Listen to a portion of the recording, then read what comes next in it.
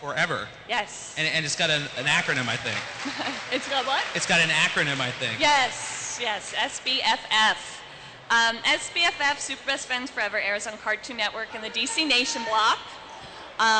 4 have aired already. We got 1 left to go. I don't know the air date yet, but if you follow my DeviantArt site, I'll announce it as soon as I find out.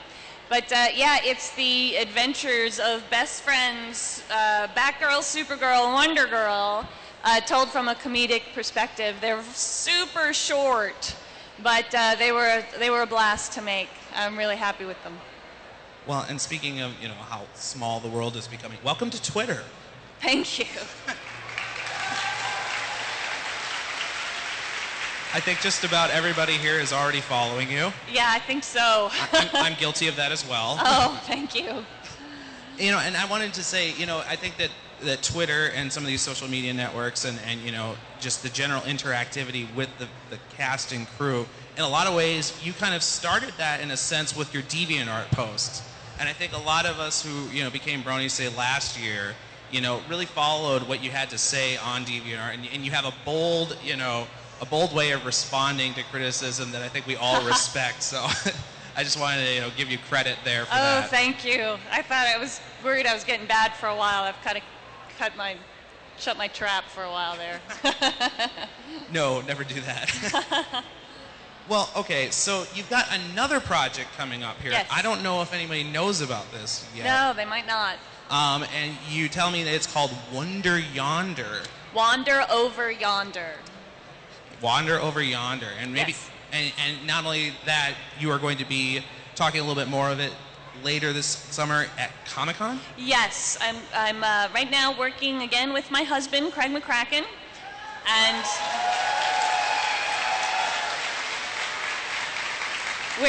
we're teaming up again, producing a new show Craig created, Wander Over Yonder.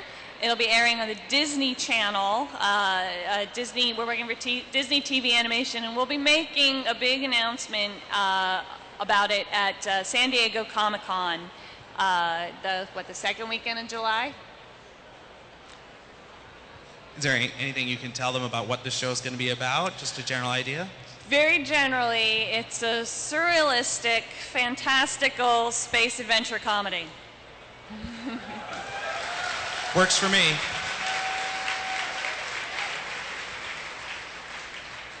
Well, so before we get to the audience questions, I wanted to ask you one last question about the approach to the show, to My Little Pony specifically, and really, I guess, to the approach to all of your animation projects, which is, it seems like in My Little Pony and in your other shows, there are character-driven episodes and there are adventure-driven episodes. And sometimes, you know, episodes will lean one way or another. When you create a series like Wander Over Yonder or Galaxy Girls, are you more driven by that character element or by an overarching kind of adventure element? Oh, I'm much more drawn to character. I literally think it's kind of what I do.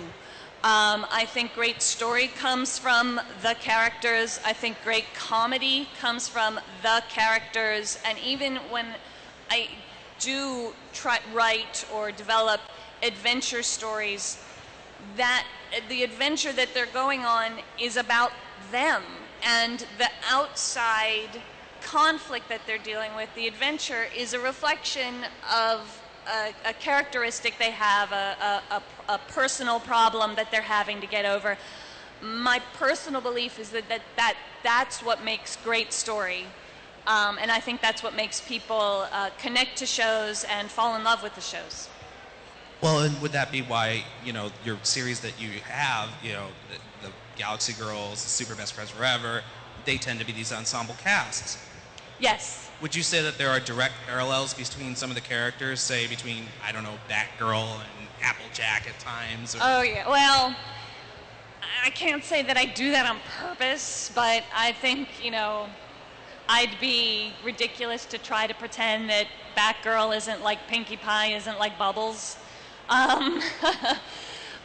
There's differences, and I could argue for hours about what those differences are. But you know, it's a style thing, and you know, I think if you read several books from the same author, you're going to see similarities. And you know, and this is because that you know, I think with any creator, your characters and your stories are coming from your heart and coming from inside you. And, you know, the same sort of experiences, the same sort of humor, different shades of that, I think, come through. And I don't think that's a bad thing. I don't think it's a bad thing at all. Well, so do we have some audience questions? All right. We've got some audience questions here real quick. So I will...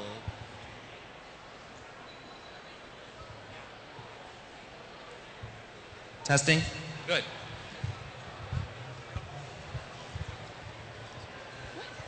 Actually, everyone, we already chose our questions. So... Yeah, guys, the questions have been pre-screened. Given the lack of time, we've only got time for a couple of them. So if you don't get your question in... Hi, Mrs. Faust. Hello. Thank you for showing up to BronyCon. We're all really excited to see you here. It's my pleasure. It's been great to have you here. It's my pleasure. My question to you is, now that you've seen the size, the depth, and the potential in the My Little Pony fandom here at BronyCon, the largest BronyCon to date, my question to you is, what do you take back from this experience from all of us here, and how will it affect your future projects? You know what? This is gonna sound cheesy, but it's really renewed my faith in people. You know?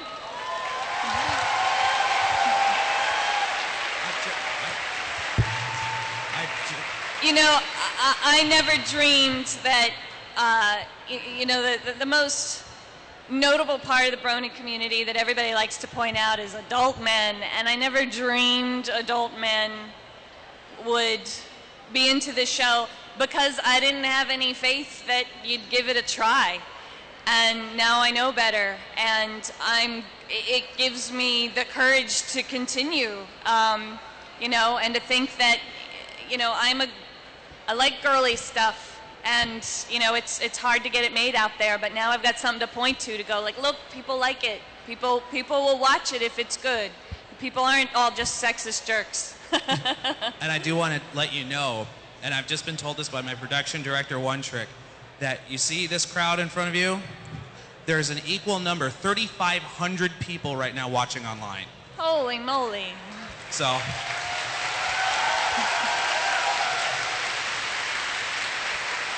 So that fan base, imagine this doubled at least. Oh boy, yeah, no pressure, thanks. None at all. Thank you so very much. You're very welcome. Hello, my name is Lucas, and I came here from Poland, all the Oh, way.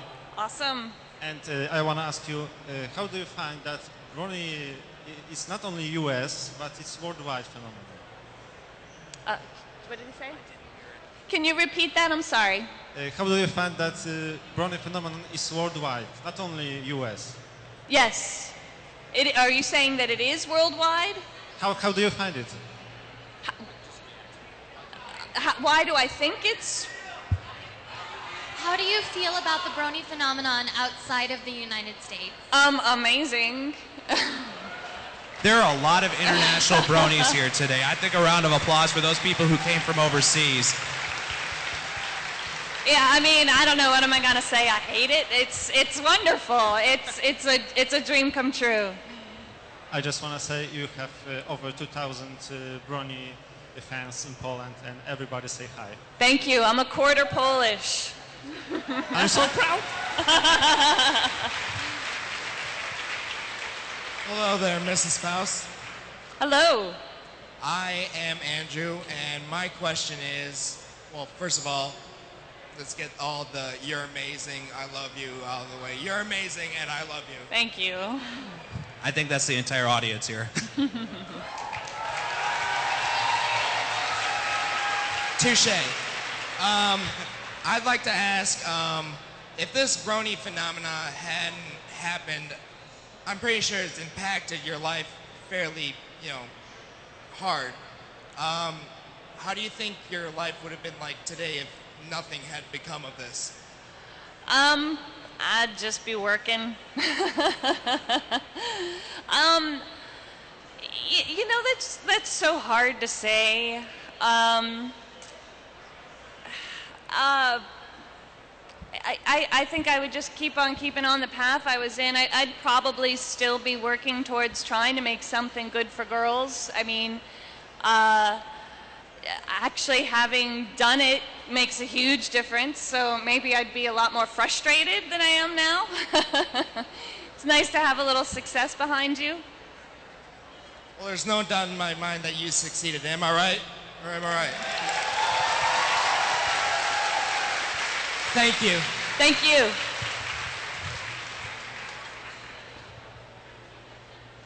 Hi, Miss Faust. Hello. I'm Rabbi. Hello again.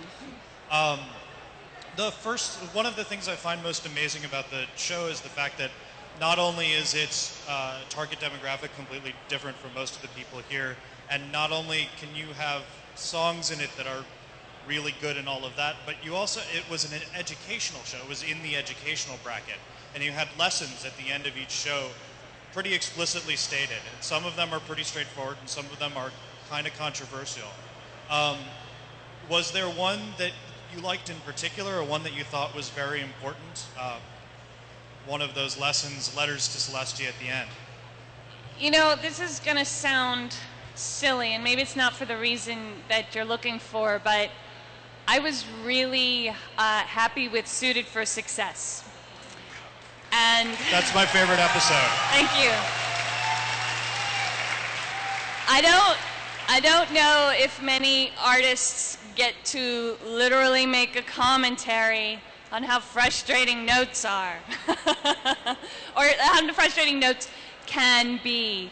And it's not so much the message at the end of it, because, you know, God, as an artist, wouldn't we all dream to have Rarity's ending where all the people who were messing up your stuff went, you know what, you were right, just do it the way you were doing it. But it's a beautiful dream, I hope comes true someday for me. That's fantastic. I've Thank converted all of my designer friends using that episode. So. Oh, really? It's, you know, it's like the anthem of the freelance artist. It's just, we were having so much fun in the room going like, oh, I had this guy tell me this once. I'll make Twilight like that. It was really funny. Thank you so much. Thank you.